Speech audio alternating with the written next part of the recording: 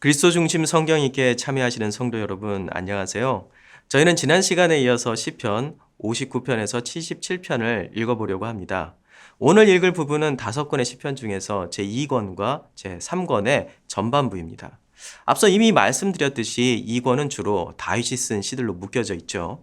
그리고 3권에 해당하는 73편에서 77편은 아삽이 지은 시입니다. 레위인 아삽과 그 자손들도 고라의 자손들과 같이 성전의 성가대로 봉사하였습니다. 이러한 이유로 시편에는 아삽과 고라의 자손들이 쓴 시들이 다윗이 다음마로 가장 많이 수록되어 있죠. 그러면 오늘 함께 읽을 시편을 같이 읽어보도록 하겠습니다. 시편 59편에서 77편도 그 내용에 따라서 묶어볼 수 있는데요. 시편을 읽는 사람이 주제를 얼마나 세분화하느냐에 따라서 다르겠지만 저는 6개의 주제로 구분해 보았습니다. 시작부터 굉장히 많구나 이렇게 생각하실지도 모르겠는데요. 첫째는 하나님의 보호하심을 간구하는 시입니다. 그리고 둘째는 하나님만을 의지하고 갈망하자는 시입니다.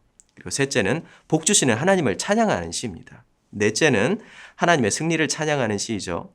그리고 다섯째는 이스라엘을 통치하는 왕이 갖춰야 할 그 자질에 대해서 이야기하는 시입니다. 여섯째는 하나님의 침묵에 대한 시입니다. 첫째로 시편 59, 60, 61, 64, 69, 70, 71편은 하나님의 보호하심을 구하는 기도의 시입니다. 이러한 내용의 시들은 제2권에서 가장 많이 나오는 주제로서 다윗의 개인적인 경험과 고백이 담긴 시들이죠. 이러한 하나님의 구원과 보호하심을 간구하는 기도는 결국 하나님을 향한 감사의 찬양으로 끝나게 됩니다. 하나님은 나의 요새시니 그의 힘으로 말미암아 내가 주를 바라리이다. 우리가 하나님을 의지하고 용감하게 행하리니 그는 우리의 대적을 밟으실 이심이로다. 주는 나의 피난처시요 원수를 피하는 견고한 망대이심이니라. 의인은 여호와로 말미암아 즐거워하며 그에게 피하리니 마음이 정직한 자는 다 자랑하리로다. 여호와여 주의 인자하심이 선하오니 내게 응답하시며 주의 많은 긍휼에 따라 내게 돌이키소서. 나는 가난하고 궁핍하오니 하나님이여 속히 내게 임하소서. 주는 나의 도움이시오 나를 건지시는 이시오니 여호와여 지체하지 마소서. 주는 내가 항상 피하여 숨을 바위가 되소서. 주께서 나를 구원하라 명령하셨으니 이는 주께서 나의 반석이시오 나의 요새이심이니이다. 두 번째로 하나님만을 의지하고 갈망하는 시편인 바로 62, 63편입니다. 나의 영혼이 잠잠히 하나님만 바라며 나의 구원이 그에게서 나오는도다. 오직 그만이 나의 반석이시오 나의 구원이시오 나의 요새이시니 내가 크게 흔들리지 아니하리로다. 하나님이여 주는 나의 하나님이시라. 내가 간절히 주를 찾되 물이 없어 마르고 황폐한 땅에서 내 영혼이 주를 갈망하며 내 육체가 주를 앙모하나이다. 이 두 시편의 저자인 다윗은 숱한 고난과 어려움 속에서 한 가지 확실한 진리를 깨달았습니다. 그것은 오직 하나님만이 그를 구원하실 유일한 분이라는 사실이죠. 그러기에 그가 의지하고 갈망할 분 오직 하나님뿐이라는 것을 알았던 것입니다.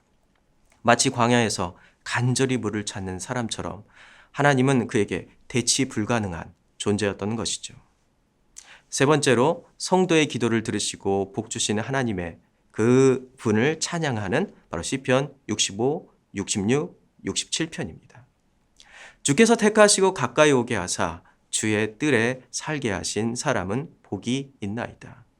우리가 주의 집 곧 주의 성전의 아름다움으로 만족하리이다. 하나님을 찬송하리로다. 그가 내 기도를 물리치지 아니하시고 그의 인자하심을 내게서 거두지도 아니하셨도다. 하나님이 우리에게 복을 주시리니 땅의 모든 끝이 하나님을 경외하리로다. 하나님은 택하신 성도의 기도를 들으시고 응답하십니다. 그리고 이들에게 복 주시어 우리의 일터와 삶 속에서 풍성한 열매를 얻게 하시죠. 또한 이것을 통해서 하나님을 찬양하게 하며 세상이 하나님이 어떤 분인지를 알게 만들어줍니다. 성도는 복받는 삶을 추구해야 합니다. 성도의 복이 하나님을 찬양하는 삶이기 때문이죠. 대체로 하나님의 승리를 찬양하는 시편인 68편입니다.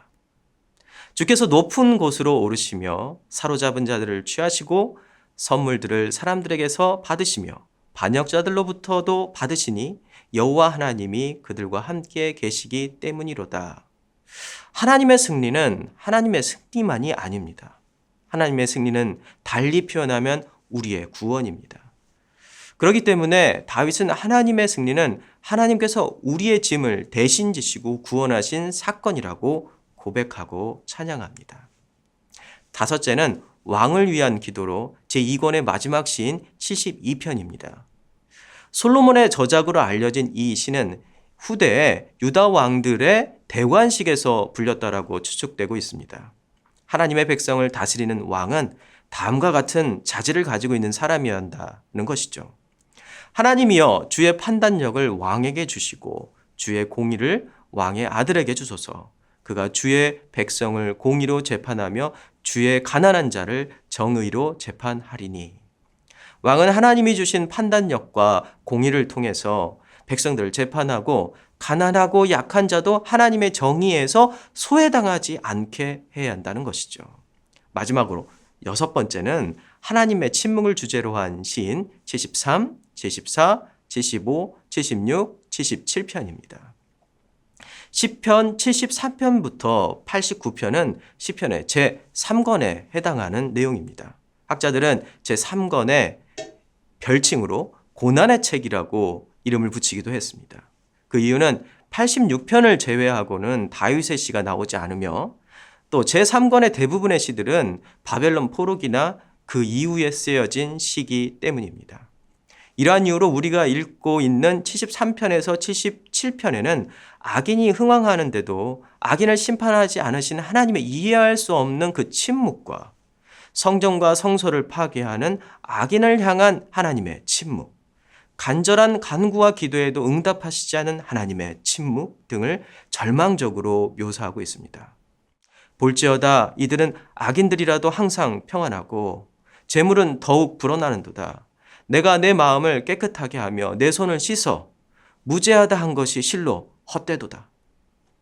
하나님이여 대적이 언제까지 비방하겠으며 원수가 주의 이름을 영원히 능욕하리이까. 주께서 영원히 버리실까? 다시는 은혜를 베풀지 아니하실까? 그의 인자하심은 영원히 끝났는가? 그의 약속하심도 영구히 패하였는가? 하나님이 그가 베푸실 은혜를 잊으셨는가? 노하심으로 그가 베푸실 긍휼을 그치셨는가? 하였나이다. 시편은 세상의 부조리와 성도의 고난을 향한 하나님의 침묵, 그 의미를 깨닫도록 도와줍니다. 그리고 하나님의 침묵 속에 감추인 하나님의 계획과 신비한 그 신비로 우리를 인도합니다. 악인의 심판은 인간의 지혜와 이해가 아닌 하나님을 예배하는 시간 속에서 깨닫게 되기 때문입니다. 하나님의 성소에 들어갈 때야 그들의 종말을 내가 깨달았나이다. 하나님을 만나는 예배의 시간은 인간의 시간이 아닌 하나님이 정한 때, 곧 하나님의 시간 안에 들어가는 것이기 때문이죠. 주의 말씀이 내가 정한 기약이 이르면 내가 바르게 심판하니 땅의 기둥은 내가 세웠거니와 땅과 그 모든 주민이 소멸되리라 하시도다. 하나님을 예배하는 것은 창조 이후의 시간이 아닌 창조 전에 우리가 알 수 없는 그 영원 속에 있는 그 시간 속에 들어가는 신비한 체험입니다. 그 속에 있을 때 비로소 우리는 온전히 하나님을 의지하고 하나님의 때를 기다릴 수 있는 것이죠. 결국 하나님은 하나님의 시간에 자신의 백성의 기도를 들으시고 이들을 구원하시기 위해 악인을 심판하실 것입니다. 주께서는 경외받을 이시니 주께서 한 번 노하실 때에 누가 주의 목전에 서리이까. 주께서 하늘에서 판결을 선포하심에 땅이 두려워 잠잠하였나니 곧 하나님이 땅의 모든 온유한 자를 구원하시려고 심판하러 일어나신 때로다. 오늘 우리는 시편을 6가지 주제로 나누어서 살펴보았습니다. 이 주제들을 잘 살펴보면 한 가지 사실을 발견하게 되는데요. 그것은 모든 주제가 하나님을 주어로 하고 있다는 것입니다. 하나님이 보호하시며, 하나님이 구원하시며, 하나님이 복 주시며, 하나님이 승리하시며, 하나님만이 왕이시며, 하나님의 침묵 속에서 우리를 하나님의 시간으로 인도하신다는 것이죠. 그러기에 이 시편의 저자들처럼 이 시편들을 개인과 공동체의 신앙으로 고백하며 노래하는 사람들은 명심해야 할 것이 있습니다. 우리의 한순간 한순간 이 모두가 하나님의 은혜라는 사실입니다. 하나님이 보호해 주실 때도, 복 주실 때도, 승리를 경험하게 할 때도, 하물며 하나님이 침묵하실 때도 모두 은혜라는 사실입니다. 예수 그리스도께서는 병자를 치료하시고 줄인 자들을 풍성하게 먹이시는 기적을 보여주셨지만 동시에 십자가에서 힘없이 죽으셔서 무덤에 들어가셨습니다.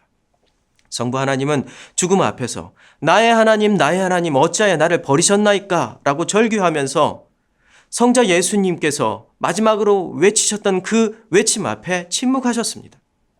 이 침묵은 인간의 시간 속에서는 결코 이해할 수 없는 일이죠. 인간은 이해할 수 없는 상황을 부조리하다라고 이야기하고 악하다라고 단정합니다. 그러나 하나님의 시간 속에서는 침묵은 결론이 아니라 이 세상을 여는 문입니다. 끝이 아니라는 말이죠. 하나님의 침묵은 절망의 무덤의 문을 열고 부활이라는 새 세상을 선물로 주셨습니다. 혹시 하나님의 침묵 속에서 괴로운 나날을 지내고 있는 분이 계신가요? 하나님의 아들 우리 예수님도 하나님의 침묵을 경험하셨다는 사실을 부디 잊지 말았으면 합니다. 하나님의 침묵이 예수님을 부활 승리로 향하는 새로운 세상의 문을 열게 하셨듯 우리 아버지 하나님께서는 오늘도 승리로 여러분을 이끄실 준비를 하고 계신다는 사실을 참 명심하시고 하나님의 침묵을 인내로써 견뎌주시기를 바랍니다.